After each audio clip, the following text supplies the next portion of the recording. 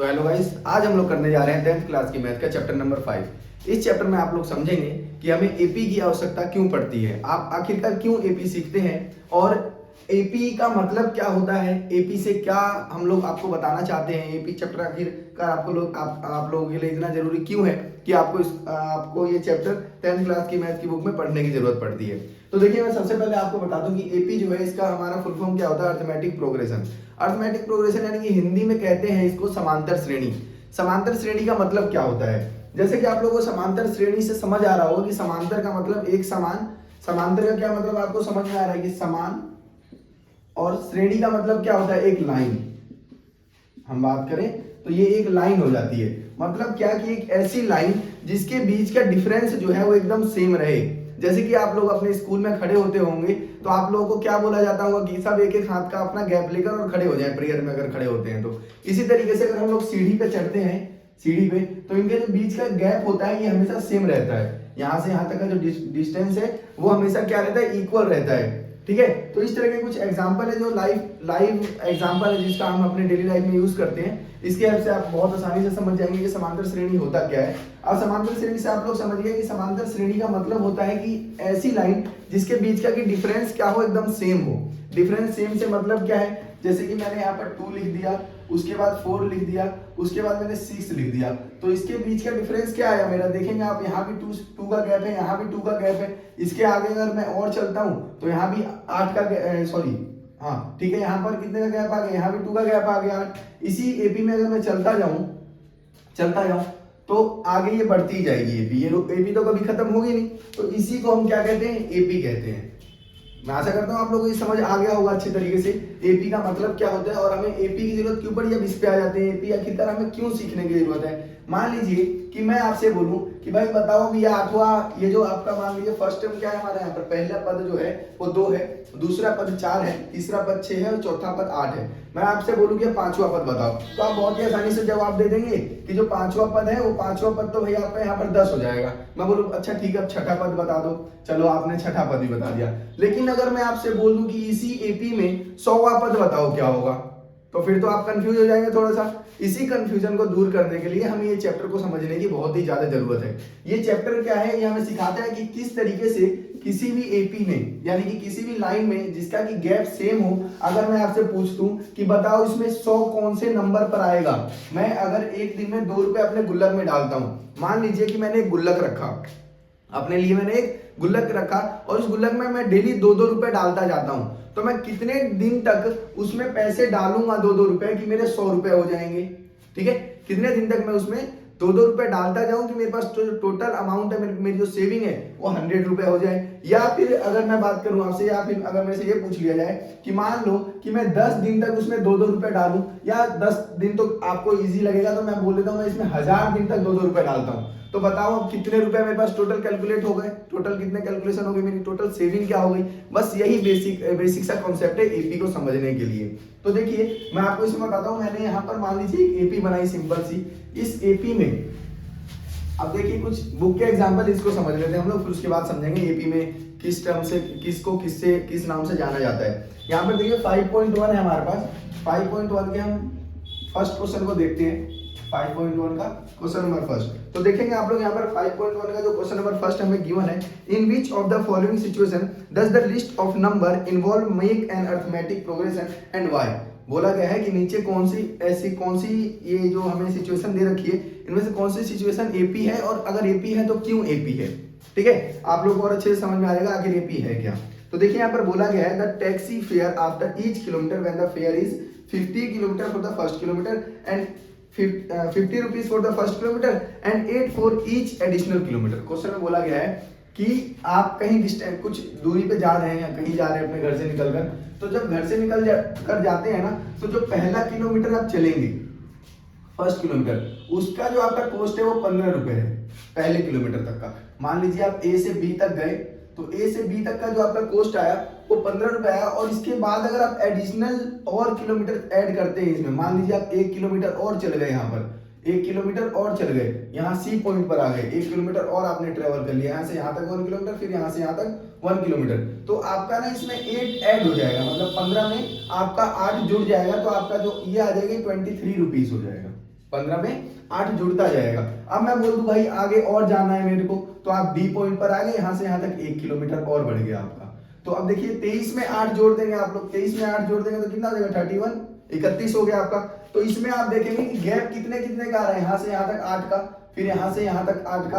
अब आप बता सकते हैं कि एपी है नहीं, मैंने आपको एपी की डेफिनेशन यानी कि एपी का मतलब ही क्या समझाया था। एपी का मतलब ही ये होता है कि हमारे बीच का जो डिफरेंस है, जो भी एपी के बीच का डिफरेंस है, नंबर्स के बीच का डिफरेंस है, वो हमेशा सेम होना चाहिए। तो आप लोग देखेंगे यहाँ से यहाँ तक का जो डिफरेंस है वो 8 है, और यहाँ से यहाँ तक का डिफरेंस 8 है, तो ये हम कह सकते हैं कि ये एपी है। आगे आप लोग देखेंगे इसी का second, the amount of air present in a cylinder when a vacuum pump remove 1/4 of the air remaining in the cylinder at a time। अब देखिए यहाँ पर क्या बोला गया, एक सिलेंडर में कुछ भी एयर भरी हुई है, और एक वैक्यूम है या कोई भी एक ऐसी चीज है जो इसका हर बार 1/4 पार्ट निकाल देती है, हवा एयर को हर बार 1/4 पार्ट हमारा निकाल देते हैं। हम यहाँ लेट कर लेंगे, मान लेते हैं जो इसका सेकंड पार्ट है, मान लेते हैं कि हमारे सिलेंडर में 200 पॉइंट जो है वो एयर है, 200 पॉइंट एयर है। अब इसका पहली बार में, पहले हमारे पास 200 था, पहली बार में मैंने क्या कर दिया कि इसका 1/4 पार्ट निकाल दिया, एयर 1/4 पार्ट निकाल दिया, तो कितना हो जाएगा 50, मतलब मैंने कितना निकाला 50 इसका निकाल दिया। अब कितना बच गया मेरे पास 150। चलो ठीक है, पहले मेरे पास 200 था, अब मेरे पास क्या हो गया, अब मेरे पास 150 हो गया। तो अगर मैं इसी हिसाब से चलता जाऊं तो अब मेरे पास 100 हो जाना चाहिए, लेकिन हम देखते हैं कि हमें जो दे रखा है उसके हिसाब से क्या होगा, यहाँ 150 है, 150 का मैंने 1/4 पार्ट निकाल दिया, तो ये कितना हो जाएगा 4 3 जा 12, और आपका 3 इसमें चला गया, 4 3 जा 12, 3 इसमें चला गया, तो 4 7 जा 28, और आपके पास कितना बच गया 2 बच गया, पॉइंट लगा 0 लगाएंगे 4 5 जा, मतलब ये अब डिफरेंस कितने का आ गया 37.5। पहले डिफरेंस कितने का आया था 50 का, तो डिफरेंस जो है हमारा यहाँ पर ये अलग होता जा रहा है। यहाँ से यहाँ तक का जो डिफरेंस आया था हमारा वो 50 का आया था, और अगर मैं इससे आगे बढ़ रहा हूँ तो मेरा जो डिफरेंस आ रहा है वो 37.5 का आ रहा है। तो इसको आप लोग क्या कहेंगे कि ये एपी नहीं है, क्योंकि एपी का मतलब ही क्या है कि हमेशा आपका जो डिफरेंस है वो सेम आना चाहिए। अगर सेम नहीं आ रहा तो ये एपी नहीं है, सेम आ रहा है तो एपी है। बस एक सिंपल सा कंसेप्ट आपको याद रखना है। आगे देखेंगे इसी का जो थर्ड पार्ट है, थर्ड पार्ट में हमसे बोला गया है the cost of a digging a well after meter of a digging when it cost 150 for the first meter and raised by 50 for each square meter। अब देखिए क्वेश्चन में बोला गया कि ये कोई गड्ढा खोदने का जो चार्ज है वो पहले किलोमीटर का 150 रुपए है, फर्स्ट किलोमीटर का। थर्ड पार्ट जो है हमसे क्या बोल रहा है, थर्ड पार्ट में हमसे बोला गया है कि अगर आप पहले किलोमीटर गड्ढा खुदवाते हैं तो उसका जो चार्ज है वो कितना है, वो है आपका 150 150 रुपए, 150 रुपए चार्ज है। और इसके बाद आप बढ़ते जाते हैं तो हर स्क्वायर मीटर के हिसाब से जो आपका चार्ज है वो 50 रुपए ईच किलोमीटर के लिए ऐड होता जाता है। तो अब पहले मेरा क्या था 150, उसके बाद मैंने और 50 इसमें ऐड कर दिया तो कितना हो गया 200, ठीक है, फिर और 50 ऐड कर दूंगा और आगे मेरे को खुदवाना तो कितना हो गया 250। तो यहाँ पर आप लोग देखेंगे जो डिफरेंस है वो कितने कितने का आ रहा है, 50-50 का डिफरेंस आ रहा है। इसका मतलब कि ये एपी है, ठीक है। आगे देखेंगे the amount of money in the account every year when 10,000 deposit at a compound interest. अब यहाँ पर देखिए, यहाँ दो तरह के इंटरेस्ट होते हैं। मैं आप लोगों को यहाँ पर देखिए सिंपल सा बेसिक सा कॉन्सेप्ट बताता हूँ, ये आपको आगे भी काम आएगा, या फिर आप कभी भी इंटरेस्ट वाला चैप्टर करेंगे तो उसमें भी आपको काम आएगा। जब भी ना देखिए, सबसे पहले मैं आपको बता दूं यहाँ पर दो तरीके के इंटरेस्ट होते हैं। एक हमारा ऐसा ही होता है जिसे हम सिंपल इंटरेस्ट, साधारण ब्याज बोलते हैं। एक होता है कंपाउंड इंटरेस्ट जिसको कि हम चक्रवृद्धि ब्याज के नाम से भी जानते हैं। यहाँ पर हमारा जो सिंपल इंटरेस्ट है इसमें क्या होता है, मान लीजिए फर्स्ट ईयर में मैंने यहाँ पर जो फर्स्ट ईयर में डिपॉजिट करा 100 रुपए मैंने फर्स्ट ईयर में डिपॉजिट कर दिया, फर्स्ट ईयर में डिपॉजिट करा, और ये बैंक ना मेरे को 10% का जो है हर साल मेरे को 10% का इंटरेस्ट देती है। तो पहले साल अगर मैंने 100 रुपए जमा करा तो मेरे को दूसरे साल कितना मिल जाएगा, तो इसका 10% अगर आप लोग निकालेंगे तो 10% इसका कितना आ जाएगा आपका, 0 से 0 ये 10 रुपए आ गया। तो 10 रुपए ही है और पहले तो 100 रुपए था मेरे पास, तो अब जुड़ के मेरे पास मेरे बैंक में अकाउंट में जो ये 110 रुपए ये क्रेडिट हो जाएगा। तो ये क्या है कि ये जो 10% है ना, ये जितना पहले लगा मेरा वही तीसरे साल भी ऐड हो जाएगा, मतलब कि थर्ड ईयर में भी यही ऐड हो जाएगा मेरा। थर्ड ईयर में मेरे को ऐड करना है तो 110 में मैं क्या कर दूंगा 10 और ऐड कर दूंगा, मतलब ये अब मेरे पास हो गया 120 रुपए। तो ये होता है सिंपल इंटरेस्ट। सिंपल इंटरेस्ट में मेरा एक ही अमाउंट हर साल ऐड होता चला जाता है, लेकिन एकदम इसका अपोजिट होता है मेरा सीआई में, यानी कि कंपाउंड इंटरेस्ट में। कंपाउंड इंटरेस्ट में क्या होता है, मान लेते हैं हम लोग कि यहाँ पर भी हमें 10% इंटरेस्ट मिल रहा है, 10%। अब 10% इंटरेस्ट मिल रहा है, तो पहले साल जो मैंने इसमें फर्स्ट ईयर जो मैंने डिपॉजिट करा वो 100 रुपीज डिपॉजिट करा। अब इसका मैं 10% निकालूंगा तो दूसरे साल तो मेरा इसमें भी सेम ही रहेगा, जो सेकंड ईयर मेरा रहेगा वो इसमें भी सेम ही रहेगा। तो 10% निकाल कर मैं ऐड कर रहा हूँ, चलिए यहाँ तक तो ठीक है। लेकिन अगर मैं थर्ड ईयर पे आ जाऊँ, थर्ड ईयर पे, तो अब मेरा जो 10% निकाला जाएगा ना वो 110 का 10% निकाला जाएगा। आ रहा समझ में? मतलब इसमें हमेशा इंटरेस्ट किस पे कैलकुलेट किया जाता है, जो हमारी प्रेजेंट ईयर है यानी कि प्रेजेंट अमाउंट है उस पे हमारा करंट अमाउंट पे हमारा हमेशा इंटरेस्ट को क्या करा जाता है, कैलकुलेट किया जाता है। तो यहाँ मैं 0 से 0 कैंसिल कर दूंगा, 0 से 0, तो इस बार मेरा आ गया 11 रुपए। पहले कितना इंटरेस्ट मिला था मेरे को 10 रुपए, और दूसरे ईयर में कितना इंटरेस्ट मिल रहा है 11 रुपए। तो अब अगर मैं इसमें ऐड कर दूंगा 110 में 111 तो आपका 121 आ गया। मतलब देखिए डिफरेंस जो है ना ये अलग आता जा रहा है। यहाँ से यहाँ तक का जो डिफरेंस था 10 रुपए का था, अब यहाँ से यहाँ तक का कितने का आ गया, 11 रुपए का आ गया। तो कभी भी अगर आपको बात करी जाए, आपसे बोल दे क्वेश्चन में कि कंपाउंड इंटरेस्ट लग रहा है, तो वहां आप सीधे ही मना कर देंगे भाई ये एपी तो नहीं है, ठीक है। अगर आपका सीआई लग रहा है तो मतलब एपी है, और अगर सीआई लग रहा है तो एपी नहीं है, सॉरी सीआई लग रहा है तो एपी नहीं है, और एसआई लग रहा है तो एपी है। तो इस चीज का आपको अच्छे से ध्यान रखना। अब चलिए हम आ जाते हैं अपने मेन कॉन्सेप्ट पे, इसको मैं रफ कर देता हूँ। अब आप लोगों को मैं बता देता हूँ इस एपी में कुछ अल्फाबेट्स का यूज होता है कुछ टर्म्स को रिप्रेजेंट करने के लिए। यहाँ पर मैंने आप लोगों को एक एपी एज्यूम नहीं, एपी मान के चलते हैं हम लोग। यहाँ पर एक एपी बनाई थी जिसको था मैंने 2, 4, 6 और इस तरीके से एपी चलती जाएगी। तो यहाँ पर आप लोग देखेंगे कि जो फर्स्ट टर्म है, फर्स्ट टर्म, इसको हम फर्स्ट टर्म यानी कि पहला पद, इसको हम ए के नाम से जानते हैं।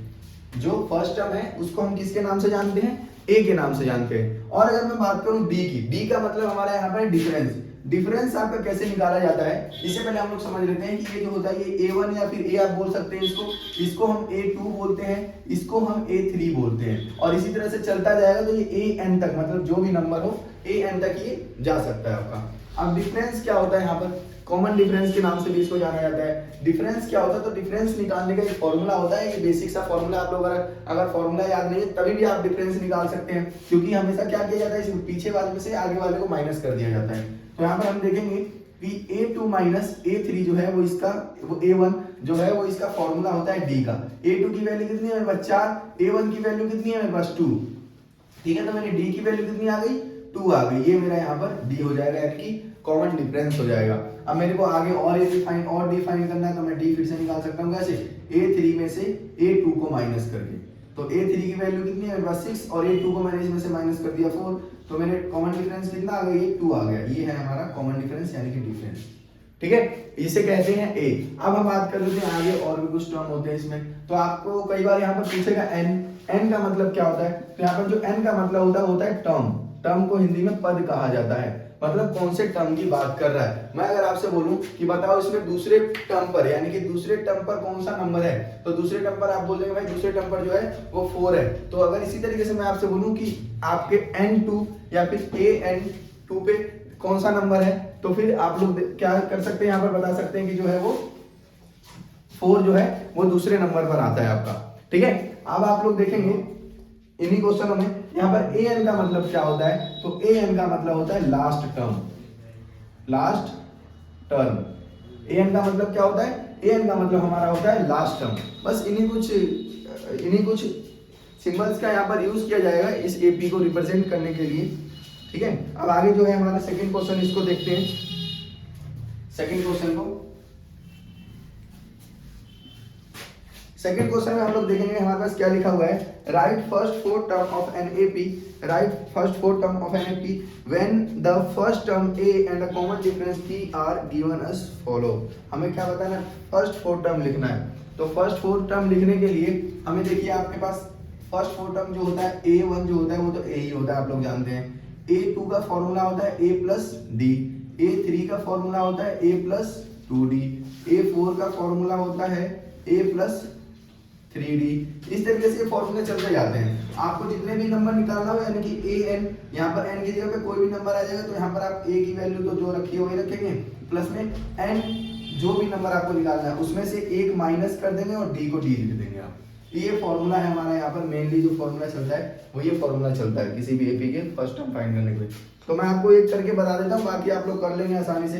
यहाँ पर देखिए जो क्वेश्चन नंबर 2 दिया हुआ है हमें, क्वेश्चन नंबर 2, इसमें फर्स्ट जो टर्म है इसमें a इज इक्वल टू 10 दे रखा है और जो d की वैल्यू हमें कितनी दे रखी है, ये भी 10 दे रखा है, मतलब a भी 10 है और d भी 10 है। तो मैंने आपको बताया जो a होता है वही a1 होता है, तो फर्स्ट टर्म तो हमें पता चल गई, a जो है वही। अब इसका सेकंड टर्म देखते हैं। तो सेकंड a2 का फॉर्मूला आपको मैं बताया था मैंने, a प्लस d। तो a की वैल्यू कितनी है 10 और d की वैल्यू कितनी है 10, तो कितना आ गया 20, मतलब a2 की वैल्यू कितनी आ गई मेरी 20 आ गई। अब a3 की बात अगर मैं करूं तो a3 का फॉर्मूला क्या होता है, a प्लस 2d होता है। तो a की वैल्यू कितनी है यहाँ पर 10 है, प्लस में 2 और d की वैल्यू मेरे को कितनी दे रखी है 10। तो यहाँ पर हम देखेंगे 10 और 10 2 या 20, तो ये कितना हो जाएगा हमारा 30। मतलब ये AP जो है ये इस तरीके से चलते जा रही है। A4 की बात करें तो A4 का फॉर्मूला क्या होता है, a प्लस 3d, ठीक है। तो a की वैल्यू कितनी है, a की वैल्यू हमारे पास यहाँ पर 10 और 3d की वैल्यू कितनी है 10, तो ये कितना हो जाएगा आपका 10 प्लस 30 इज इक्वल टू 40। तो ये हमारी आ गई फोर्थ टर्म। इसी तरीके से हम चारों टर्म और जहां तक हमसे बोले वहां तक के हम टर्म्स को फाइंड कर सकते हैं बहुत ही इजीली। इसका थर्ड क्वेश्चन देखेंगे, क्वेश्चन नंबर थर्ड।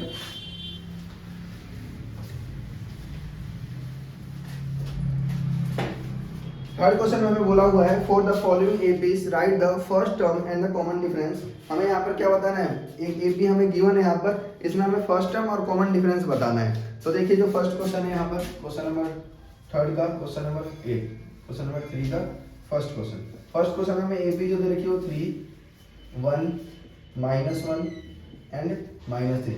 इसमें हमें क्या बताना है, for the following AP right the first term and the common difference, मतलब a और d हमें फाइंड करना है। हमें इसमें क्या बताना है, a एंड d की वैल्यू हमें फाइंड करनी है। तो a की वैल्यू तो आप लोग जानते हैं, a की वैल्यू यहाँ पर सीधा हमारी क्या हो जाएगी 3, जो फर्स्ट टर्म होती है उसी को हम a भी बोलते हैं। d निकालने का फॉर्मूला क्या होता है, a2 माइनस a1। तो a2 की वैल्यू कितनी दे रखी है 1 और a1 की वैल्यू कितनी दी है 3। तो ये हमारी जो d की वैल्यू आ गई क्या आ गई, -2 हमारी d की वैल्यू आ गई, ठीक है। तो इस तरीके से हम d को फाइंड कर सकते हैं। a और d हमने दोनों चीजें निकाल ली। इसी तरीके से इन सारे क्वेश्चन में करना है। फोर्थ क्वेश्चन में हमसे क्या बोल रखा है, क्वेश्चन नंबर 4 में, फोर्थ क्वेश्चन में which of the following are APs if they form an AP find the common difference t and write 3 more terms. हमें चेक करना है कि इनमें से कौन सा एपी है, और अगर एपी है तो इनका एपी है तो इनका d बताना है और राइट 3 मोर टर्म, इसके 3 और टर्म्स को लिखना है। मतलब हमें क्या क्या लिखना है इसमें, फर्स्ट तो क्वेश्चन दिया है इसमें हमें एपी दे के 2 4 8 एंड 16। a की वैल्यू क्या है हमारी यहाँ पर, तो a की वैल्यू तो 2 दे रखी है और d की वैल्यू हम लोग निकालेंगे यहाँ पर। d की वैल्यू कैसे निकलेगी, a2 माइनस में a1, a2 की वैल्यू कितनी है 4, a1 की वैल्यू कितनी है 2। तो ये इज इक्वल टू कितना आ जाएगा हमारे पास 4 माइनस 2 इज इक्वल टू 2। यहाँ पे एक d की वैल्यू हमने निकाल ली, उसके बाद दोबारा d की वैल्यू निकालते हैं तो a3 माइनस a2 करेंगे। तो a3 की वैल्यू कितनी है 8 और a2 की वैल्यू कितनी है 4।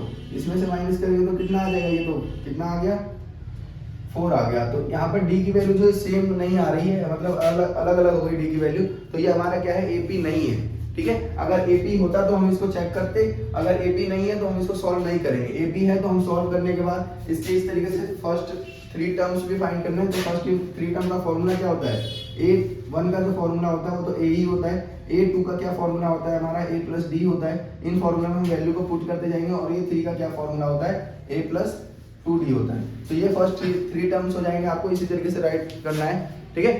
उम्मीद करता हूँ आपको ये सारे क्वेश्चंस अच्छे से समझ में आ गए होंगे, और अगर आपको ये वीडियो अच्छी लगे तो हमारे चैनल को लाइक, सब्सक्राइब और शेयर जरूर करें।